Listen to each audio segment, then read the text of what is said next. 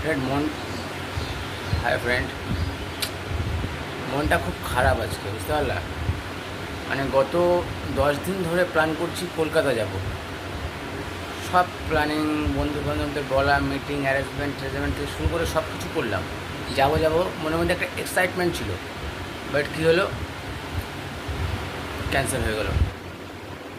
এটাই ভাবলাম যে আগে থেকে প্ল্যানিং করলে না কিছু হয় না। আগে থেকে প্ল্যানিং যদি তুমি করো, কোথাও যাবে, আগে থেকে প্ল্যানিং করো, দেখবে সেটা হবে না।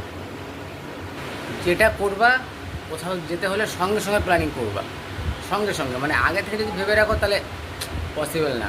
তো ওই জন্যই মনটা মানে হেভি পরিমাণে খারাপ লাগছে, হেভি পরিমাণে মনটা কী বলবো আর, বলার মতো না, এত খারাপ লাগছে। ভাবলাম কলকাতায় যাবো, এনজয় করবো, বন্ধুবান্ধব ঘুরবো ফিরবো, অ্যাশ করবো, আর সব ক্যান্সেল, বাল সব ক্যান্সেল।